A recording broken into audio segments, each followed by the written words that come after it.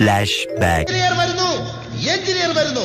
Road and bridge കോർപ്പറേഷന്റെ പ്രമുഖനായ engineer, സമർത്ഥനായ engineer. എനിക്കെന്തോ വല്ലാത്ത പ്രതീക്ഷ തോന്നുന്നു. ഇന്ന് മലപ്പുറത്തിന്റെ മാറിയ കാഴ്ചകൾ എന്താണ്? ദേശീയപാതയുടെ പണികൾ എത്ര ശതമാനം പൂർത്തിയായി കഴിഞ്ഞിരിക്കുന്നു? നമുക്ക് കാണാം, നല്ല വളരെ മനോഹരമായ കാഴ്ചയാണ്. നോക്കടാ, വിഷ്വൽ ബ്യൂട്ടി അല്ലേ? ഇതെന്റെ ടയറാ, ഇതെന്റെ ടയറാണ്.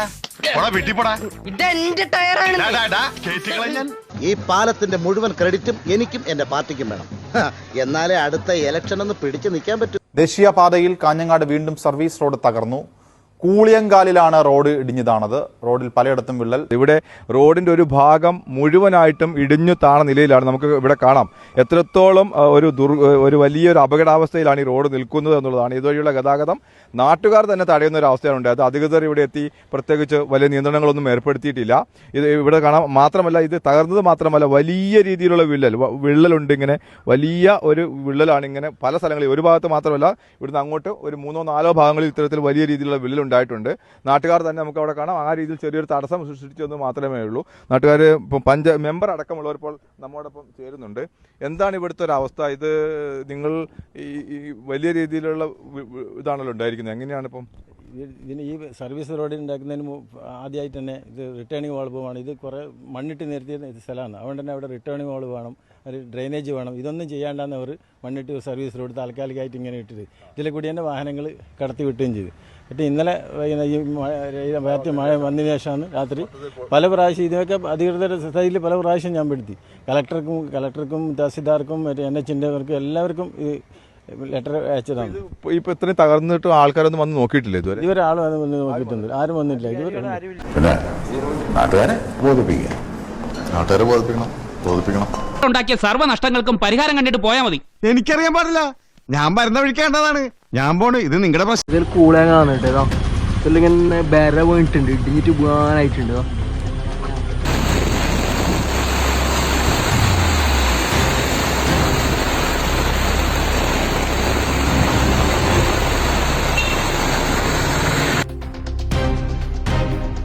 നല്ല പരിചയമുള്ള സ്ഥലമല്ലേ ലക്ഷ്മി? ഇത് നമ്മുടെ തോട്ടല്ലേ? ഞാനാണെന്ന് പറയട്ടാ, പിന്നെ അത് വേണമെങ്കിൽ നീയാണെന്ന് പറഞ്ഞു. എന്തിന്? അതിന്റെ ഗമ നിനക്കിരിക്കട്ടെ. അത് കഴിഞ്ഞിരിക്കട്ടെ. ആ ഗമ ആശാ തന്നെ വെച്ചോ. ആശാന്റെ ഗമയെ പോയി ജയിലിൽ കിടക്കാമല്ലോ. കൂളിയങ്കാൽ നാഷണൽ ഹൈവേ ബന്ധപ്പെട്ടുള്ള സർവീസ് റോഡിൻ്റെ അവസ്ഥയാണിത്.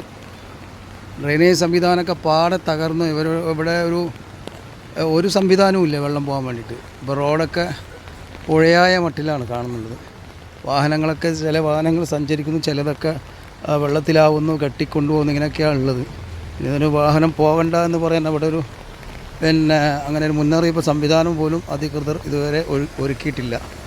വളരെ അപകടകരമായ നിലയിലാണ് ഉള്ളത്. ഇപ്പം വാഹനങ്ങളൊക്കെ വളരെ പ്രയാസപ്പെട്ടുകൊണ്ടാണ് ഇതിലൂടെ സഞ്ചരിച്ചു കൊണ്ടിരിക്കുന്നത്. മറ്റു മാർഗങ്ങളില്ലാത്തതുകൊണ്ടാണ് ഇവർ സഞ്ചരിക്കുന്നത്. ഏതായാലും എത്രയും പെട്ടെന്ന് തന്നെ അധികൃതർ ഇതിനൊരു വഴി കാണണം.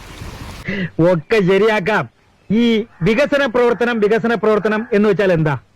ഇതൊക്കെ തന്നെ. കേരളത്തിലെ ജനങ്ങളോട് എനിക്ക് പറയാനുള്ളത്, റോഡ് നിയമങ്ങൾ കർശനമാക്കിയിരിക്കുകയാണ്.